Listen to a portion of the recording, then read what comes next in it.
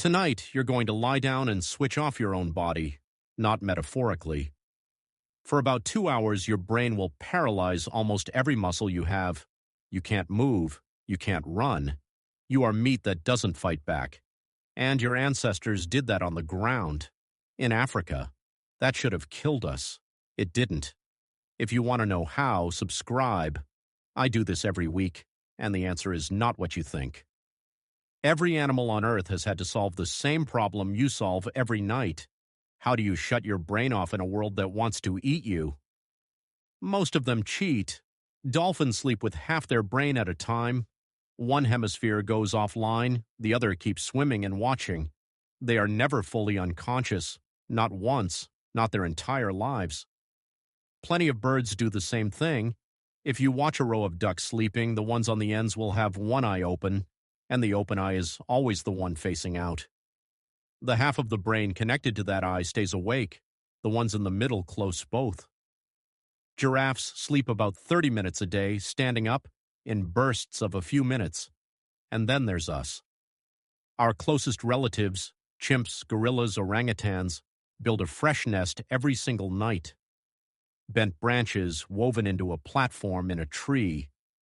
It takes them a few minutes and they'll do it thousands of times over a lifetime. They never reuse one. Every night from scratch. Why go to all that trouble?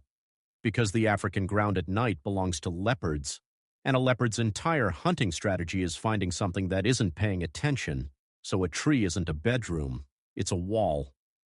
Then, around 1.9 million years ago, something changed. Homo erectus shows up with long legs, an arched foot, a body built for walking across open ground, great for covering distance, useless for climbing. We gave up the trees, and we didn't just come down and sleep lightly. We came down and slept harder than anything up there ever did, deep, still, and paralyzed, in exactly the place the leopards were.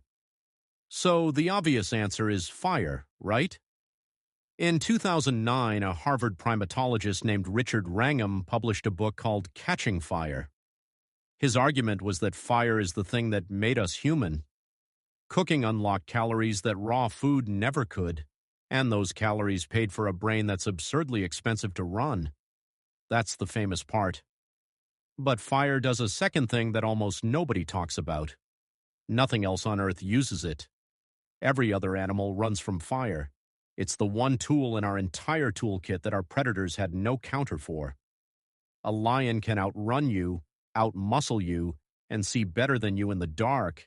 It cannot do anything about a fire. So, when did we get it?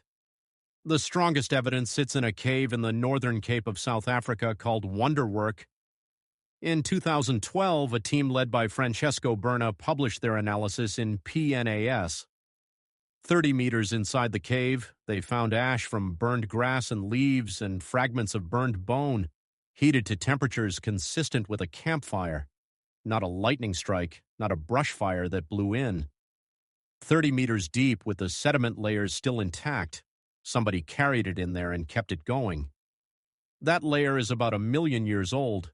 And think about what a fire actually is, sitting in the middle of a camp at 2 a.m. It's a wall made of nothing. There's no gate, no barrier, no structure, just light, heat, and smoke.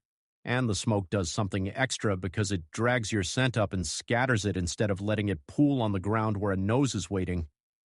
Best of all, it works while you're unconscious. It doesn't need you. It just sits there, burning, being the one thing on the continent that nothing will walk through. That's the answer. Fire solved sleep. Humans got fire. Humans got the ground.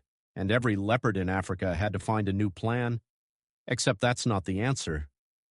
Because there are 2 problems with fire, and the first one is a hole you could drive a truck through. The timing doesn't work. Homo erectus came out of the trees around 1.9 million years ago. The solid evidence for controlled fire is around 1 million. That's a gap of roughly 900,000 years where our ancestors were sleeping on open ground with nothing at all. 900,000 years. Our entire species, anatomically modern humans, all of us, has existed for about 300,000. So that gap is 3 times longer than we've been here. Something kept them alive for all of it, and it wasn't fire. Then there's problem 2, which is smaller but worse. A fire needs feeding. It burns down. Someone has to wake up and put a log on it. So who's awake? The answer to that showed up in 2015 in northern Tanzania on 33 wristwatches.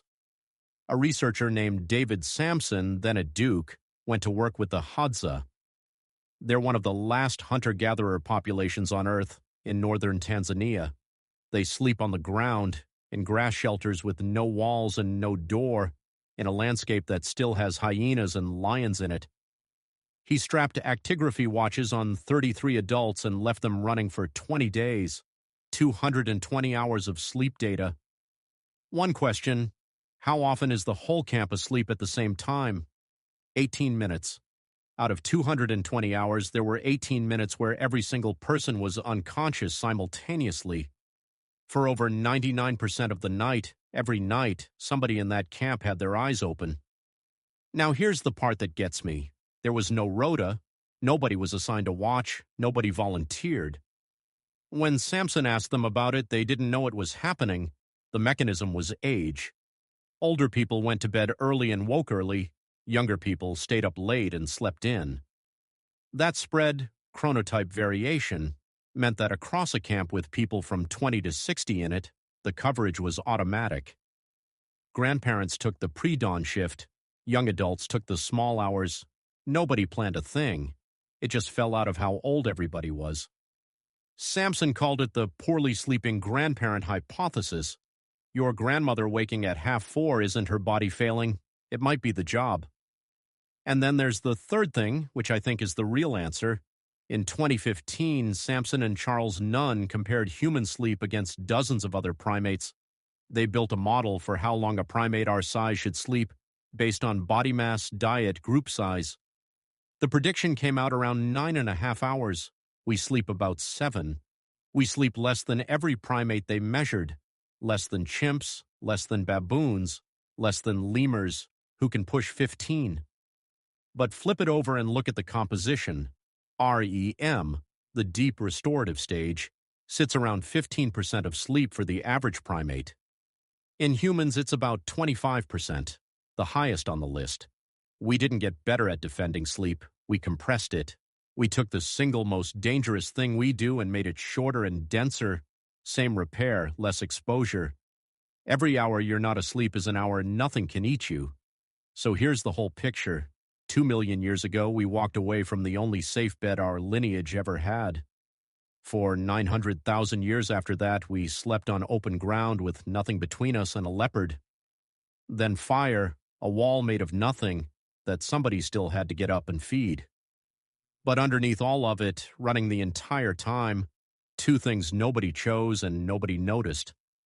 A camp that was never fully asleep because its members aged at different speeds, and a species that quietly cut its own sleep down to the shortest of any primate alive and packed what was left twice as tight.